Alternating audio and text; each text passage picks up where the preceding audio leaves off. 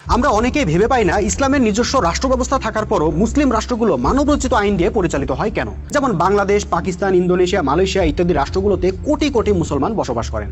তারা আল্লাহর বিধান দিয়ে নামাজ পড়েন, রোজা রাখেন, হজ করেন, কিন্তু আল্লাহর বিধান দিয়ে রাষ্ট্র চালান না। রাষ্ট্র চালানোর কথা উঠলেই তারা গণতন্ত্র, সমাজতন্ত্র, একনায়কতন্ত্র, ধর্মনিরপেক্ষতাবাদ, পুঁজিবাদ ইত্যাদি মানবরচিত মতবাদের উপর ভরসা করেন। এমনকি এসব দেশের জনগণও গণতন্ত্রের জন্য আন্দোলন করে, গণতন্ত্রের জন্য জীবন দেয়, কিন্তু ইসলামী ব্যবস্থার জন্য আন্দোলন করে না। এর কারণ কি?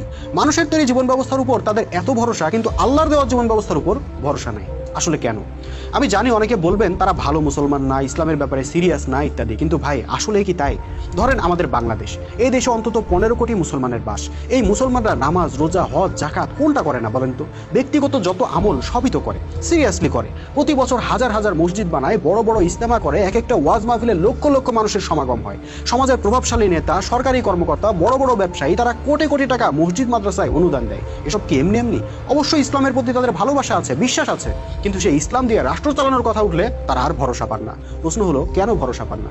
আসলে মূলত 3টা কারণে তারা ইসলামকে রাষ্ট্র ব্যবস্থার জায়গায় কল্পনা করতে পারেন না। আপনি কি জানতে চান সেই কারণগুলো কি কি?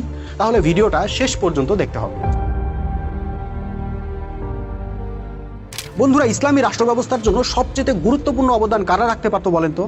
ঠিক ধরেছেন, আমাদের ধর্মনেতারা। কিন্তু বাস্তবে তারা কি করছেন খেয়াল করুন। ওনারা ইসলামকে শুধুই ব্যক্তিগত মাসলা মাসাইলের বিষয় হিসেবে উপস্থাপন করে আসছেন যুগের পর যুগ। তাদের ওয়াজ, খুতবা, বয়ানগুলো শুনেন, দেখবেন ঘন্টার পর ঘন্টা ওনারা অজু, গোসল, ঢিলা, কুলুক, দাড়ি, টুপি, বোরকা, হিজাব, মেসওয়াক ইত্যাদি ব্যক্তিগত বিষয় নিয়েই ওয়াজ করতে ভালোবাসেন।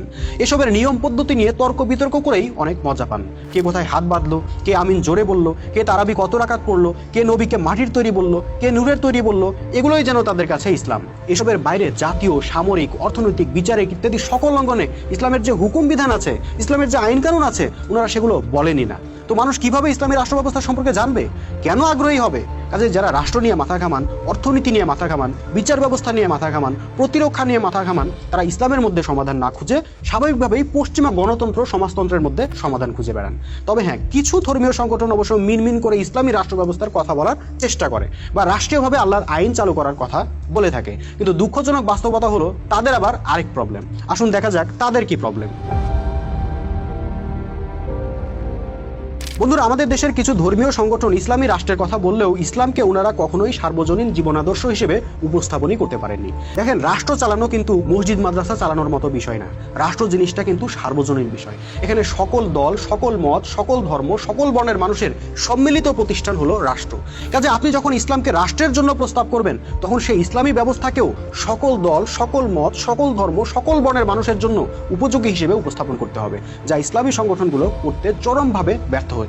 কিভাবে ব্যর্থ হয়েছেন? দেখেন, এই ইসলামী সংগঠনের নেতাকর্মীরা ভিন্ন মতে ও ভিন্ন বিশ্বাসের প্রতি কেমন মনোভাব লালন করেন তা আমরা সবাই জানি। তারা অমুসলিমদের সম্পর্কে কেমন দৃষ্টিভঙ্গি লালন করেন সেটাও আমরা জানি।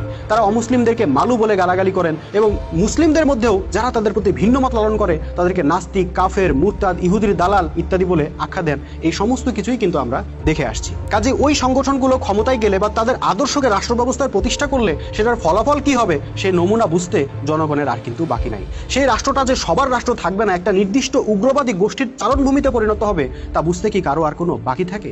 কাজে ওই ধর্মীয় সংগঠনগুলোর সাম্প্রদায়িক মনোভাবের নিচে ঢাকা পড়ে যায় ইসলামের সত্যিকারের সুমহান উদারতা ও সমতার বাণী।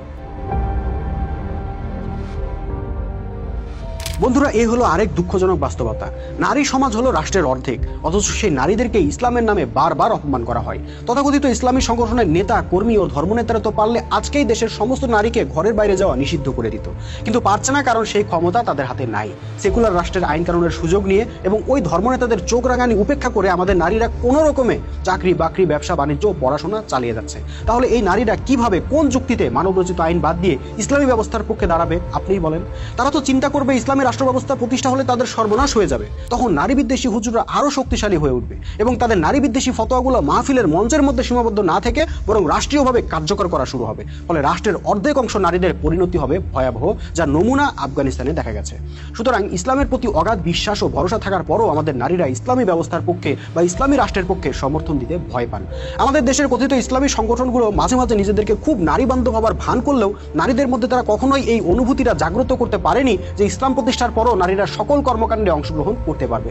তারা এই কথা বলতে পারেনি যে নারীদেরকে বাক্সবন্দী করা রাষ্ট্রের লক্ষ্য হবে না, বরং নারীরা যাতে নির্ভয়ে নিরাপদে টেকনাফ থেকে তেঁতুলিয়া হেঁটে যেতে পারে সে নিরাপদ সমাজ প্রতিষ্ঠা করাই তাদের উদ্দেশ্য হবে। যেহেতু সেই ভরসা নারীরা পায়নি, তাই মন্দের ভালো হিসেবে মানবরচিত ব্যবস্থাকেই ভরসা করছে যুগের পর যুগ, যদিও মানবরচিত ব্যবস্থাগুলো নারীদেরকে বরাবরই ভোগ্য পণ্যের বেশি কিছু ভাবেনি। বন্ধুরা, এখন আশা করে বুঝতে পেরেছেন কেন ইসলামে বিশ্বাসী হবার পরও, আল্লাহ, রসুল, কুরআন, হাদিসে বিশ্বাসী হবার পরও, নামাজি, রোজাদার, হাজী সাহেব হবার পরও আমাদের দেশের বিরাট সংখ্যক জনগোষ্ঠী রাষ্ট্রীয়ভাবে ইসলামের বিধান প্রতিষ্ঠার চিন্তা করতে ভয় পান। আসলে এর জন্য জনগণ দায়ী নয়, দায়ী ওই গোষ্ঠীটা যারা ইসলামের ধারক বাহক হিসেবে নিজেদেরকে জাহির করেন, কিন্তু ইসলামকে রাষ্ট্রীয় পরিমণ্ডলে প্রতিষ্ঠা করার উপযোগী হিসেবে উপস্থাপন করতে ব্যর্থ হন। এখন প্রশ্ন হলো, তাহলে উপায় কি? বন্ধুরা, উপায় কিন্তু একটাই। যেই উগ্রবাদী সাম্প্রদায়িক নারী বিদ্বেষী গোষ্ঠীটা এতদিন ইসলামকে রিপ্রেজেন্ট করেছে, যারা নিজেদেরকে ইসলামের সোল এজেন্ট, ইসলামের ধারক বাহক হিসেবে নিজেদেরকে জাহির করেছে, তাদেরকে বয়কট করে আমরা নিজেরাই ইসলামের ঝান্ডা হাতে তুলে নিতে হবে। আমরা যারা সাধারণ মানুষ আছি, হয়তো মাদ্রাসায় পড়ি নাই, হয়তো ইসলামী সংগঠনের 100টা বইয়ের সিলেবাস কমপ্লিট করতে পারি নাই, হয়তো অনেকে লেখাপড়াও জানি না, কিন্তু আমরা তো ইসলামকে রাষ্ট্রীয় জীবনে দেখতে চাই।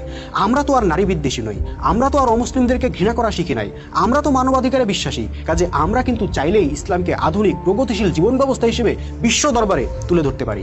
ওরা কেন ইসলামকে প্রতিনিধিত্ব করবে, বরং আমরাই ইসলামকে প্রতিনিধিত্ব করতে পারি। হ্যাঁ, তখন ওরা হয়তো আমাদেরকে দেখে হাসবে, ট্রল করবে, যেভাবে সাহাবীদেরকে দেখে আবু জাহেলরা ট্রল করতো। তারা হয়তো বলবে, তোমার তো মিয়া আরবি উচ্চারণই ভুল, তোমার তো দাড়িই নাই, তুমি তো মাদ্রাসাতেই পড়ো নাই, তোমার তো পেটে বোমা মারলেও আরবি বের হবে না, ইত্যাদি। কিন্তু মনে রাখতে হবে, 1400 বছর আগে প্রথমবার যখন ইসলাম প্রতিষ্ঠা হয়েছিল, সেটা কিন্তু মুফতি মাওলানা বা ডক্টর ব্যারিস্টার দিয়ে হয় নাই, হয়েছিল সাধারণ মানুষদেরকে দিয়েই। আমি অনেক সময় চিন্তা করি, রাসূল সাল্লাল্লাহু আলাইহি ওয়াসাল্লাম যে নবী হবেন সেটা তো আল্লাহ জানতেন, তাহলে আল্লাহ কেন ছোটবেলা থেকেই রাসূল সাল্লাল্লাহু আলাইহি ওয়াসাল্লামকে লেখাপড়া শেখানোর ব্যবস্থা করে দিলেন না?